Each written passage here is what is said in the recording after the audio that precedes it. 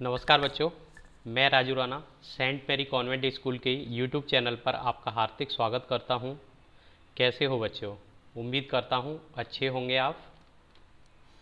इस समय पे घर पे रहें, सुरक्षित रहें। तो आज हम आपको जो पढ़ाएंगे वो कक्षा 8th क्लास का जो चैप्टर नंबर 8 है उसके क्वेश्चन आंसर कराएंगे आपको फर्स्ट चैप्टर के। और ये जो चैप्टर का नाम है ध्वनि चैप्टर है। बसंत जो हमारी बुक का नाम है बसंत का है। बसंत भाग 1 के नाम से अपनी बुक आती है उसका है, और ध्वनि चैप्टर है। और इसके जो राइटर हैं वो सूर्यकांत त्रिपाठी निराला जी हैं।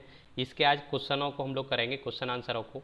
सबसे पहले ये हमारी बुक में से जो क्वेश्चन है, जो फर्स्ट नंबर का क्वेश्चन है वो आप सामने स्क्रीन पे देख रहे होंगे। कवि को ऐसा विश्वास क्यों है कि उसका अंत अभी नहीं होगा? इसका आंसर है हमारा ये क्वेश्चन है। इसका आंसर है कवि के अंदर जीवन जीने की उत्साह, प्रेरणा और ऊर्जा बची है। वह युवा पीढ़ी को आलस्य की दिशा दशा से उबारना चाहते हैं और उसी से काफ़ी काम करना है। वह स्वयं को काम के सर्वथा उपयुक्त मानता है और इसलिए उसे विश्वास है कि उसका अंत अभी नहीं होगा। यानी कि राइटर कहना चाहता है इसमें कि कवि के अंदर जीवन जीने की उत्साह, प्रेरणा और ऊर्जा बची हुई है। अभी वह युवा पीढ़ी को आलस्य की दशा से उबारना चाहता है। अभी उसे काफ़ी काम करना है। वह स्वयं को काम में सर्वथा उपयुक्त मानता है, इसलिए उसे विश्वास है कि अभी उसका अंत नहीं होगा। बच्चों, दूसरे क्वेश्चन का आंसर है, दूसरा क्वेश्चन है फूलों के अंत तक विकसित करने के लिए कवि कौन कौन सा प्रयास करता है? फूलों के विकसित करने तक कवि है वो कौन कौन सा प्रयास करता है? नंबर 2 का आंसर है फूलों के अंत तक विकसित करने के लिए कवि उन्हें कलियों की स्थितियों से निकलकर खिले हुए फूल बनाना चाहता है। वह कवि का मानना है कि उसके जीवन में बसंत आई हुई है, इसलिए वह कलियों पर बासंती स्पर्श का अपना हाथ फेरकर खिला देगा। अर्थात कवि उस युवा पीढ़ी को काव्य प्रेरणा से अंत का द्वार दिखाना चाहता है जो अभी तक अपना समय व्यर्थ कर रहे हैं।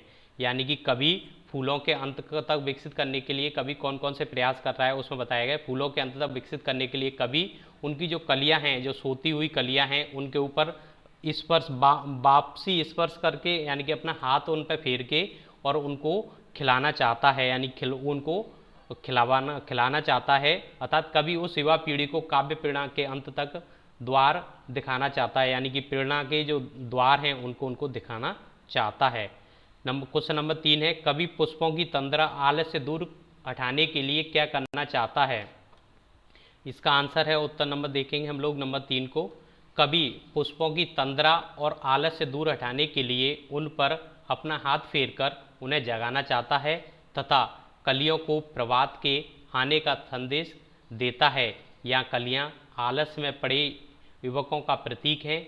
अतः कवि नींद में पड़े युवकों को प्रेरित करके उनमें एक नए उत्साह के स्वप्न जगा देगा, उनका आलस्य दूर भगा देगा तथा उनमें नए उत्साह का संचार करेगा।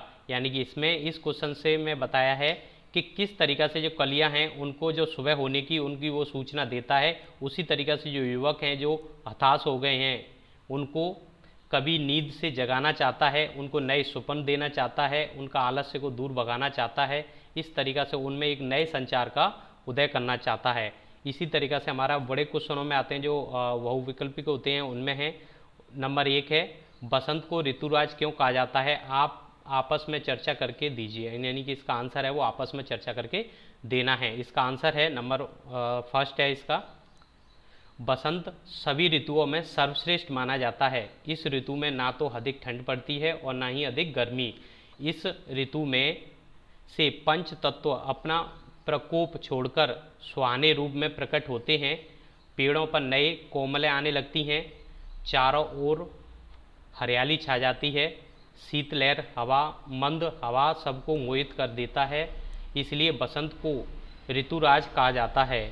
ये हमारा है, इसमें बताया कि किस तरीक़ा से बसंत ऋतु में पेड़ पौधे खिलते हैं, चारों तरफ हरियाली रहती है, उस तरीके का बताया है। यहाँ पर जो हमारी जो पांचों तत्व होते हैं वो प्रकोप में ना रहकर एक शांत स्वभाव में रहते हैं। और दूसरा आंसर है इसका, दूसरा क्वेश्चन है बसंत ऋतु में आने वाले त्योहारों के विषय में जानकारी एकत्रित कीजिए और किसी एक त्यौहार पर निबंध लिखिए। वसंत ऋतु में कुल 2 महीने से कुछ अधिक समय रहती है। यह आधे फागुन से शुरू होकर चैत्र वैशाख के कुछ दिनों तक रहती है। अतः इस ऋतु में मस्ती भरी होली, रंगों का त्यौहार, बसंत पंचमी, देवी सरस्वती की पूजा, खेती में पक्की फसल और पीले सरसों का रंग, बैसाखी आदि त्यौहार मनाए जाते हैं। अब हमें इसमें होली के ऊपर हमें निबंध लिखना है और होली एक त्यौहार है जिसके ऊपर आप सब लोग जानते हैं कि निबंध हमें कैसे लिखना होता है, तो इस चीज़ को मैं नहीं बताऊंगा। तो आप हमारे सेंट मैरी कॉन्वेंट स्कूल के यूट्यूब चैनल को सब्सक्राइब करें और ज़्यादा से ज़्यादा लोगों को शेयर करें जिससे इस वीडियो का उनको फ़ायदा ले सकें। थैंक यू बच्चों।